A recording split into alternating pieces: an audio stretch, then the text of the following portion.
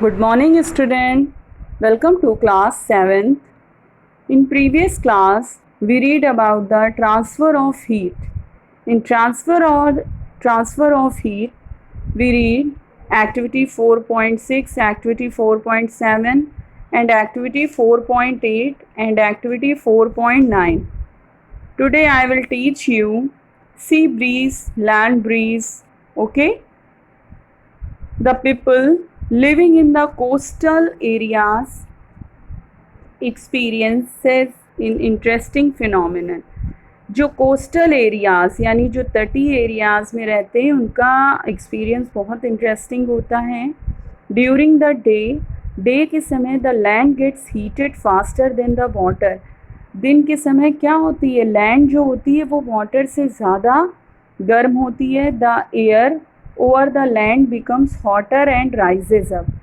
और जो लैंड के ऊपर एयर चलती है वो बहुत ही गर्म होती है और वो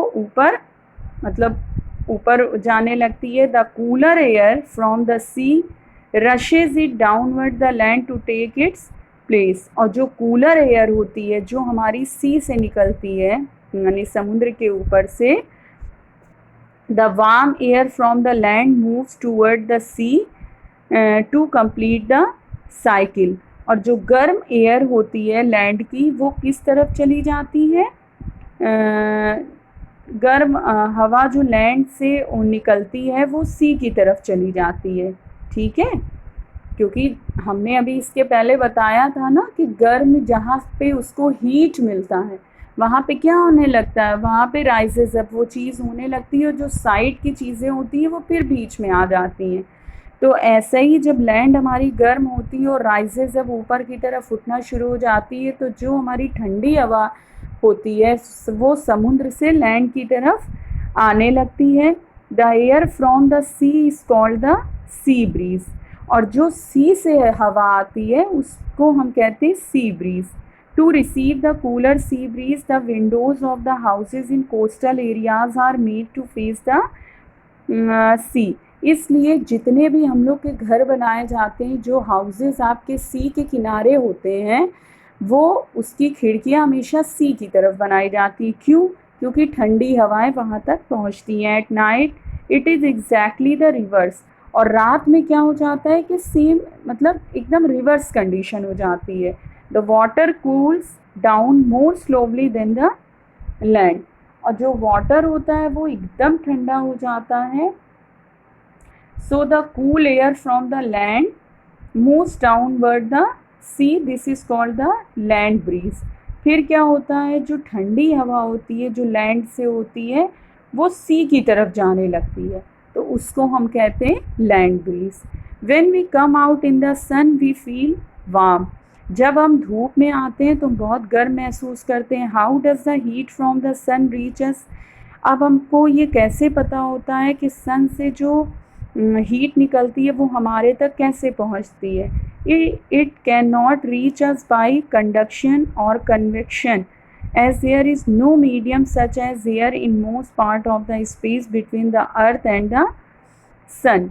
ये हमारे तक कंडक्शन और कन्वेक्शन के थ्रू होती है और हमारे बीच कोई भी मीडियम नहीं होता एयर का. ठीक है, कोई भी अर्थ और सन के बीच कोई भी एयर का मीडियम नहीं होता. From the sun the heat comes to us by another process known as radiation.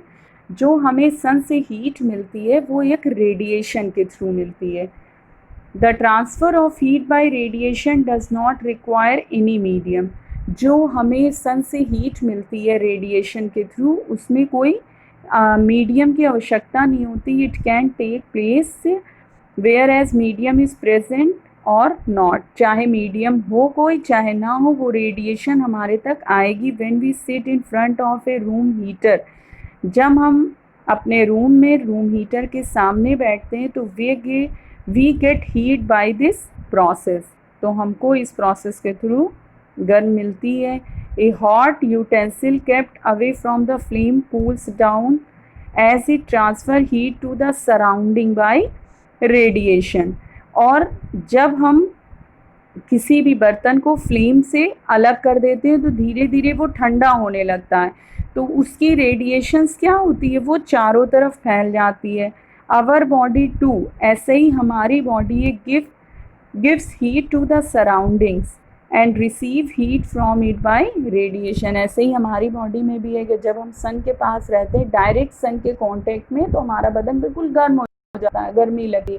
लेकिन जैसे ही हम हीट से अलग होते हैं तो हमारी वो जो रेडिएशंस, वो हीट होती है, वो सराउंडिंग मतलब चारों तरफ होने लगती है। All hot bodies radiate heat, क्या सभी गर्म बॉडी हीट से ही गर्म होती है? When this heat falls on some objects a part of it is reflected, जब हीट कुछ ऑब्जेक्ट पे पड़ती है तो उसका कुछ भाग रिफ्लेक्ट हो जाता है, ए पार्ट इज ऑब्जर्व, और कुछ भाग जो होता है वो ऑब्जर्व हो जाता है, एंड ए पार्ट में बी ट्रांसमिटेड, और कुछ जो होता है वो ट्रांसमिट हो जाता है। The temperature of the object increases due to the absorb part of the heat, और जो टेम्परेचर ऑब्जेक्ट का जो बढ़ता है वो किससे बढ़ता है? जो हीट हमारे अंदर एब्जॉर्ब्ड हो गई है, जो ऑब्जेक्ट के अंदर एब्जॉर्ब हो जाती है हीट, उसके थ्रू उस ऑब्जेक्ट का टेम्परेचर बढ़ जाता है। Why are you advise to use a umbrella when you go out in the sun, हम क्यों एडवाइस देते हैं कि जब गर्मी हो तो हमको अम्ब्रेला लगाना चाहिए। You understand, children? I hope you all understand. We will continue next topic in next video. Okay, thank you, children.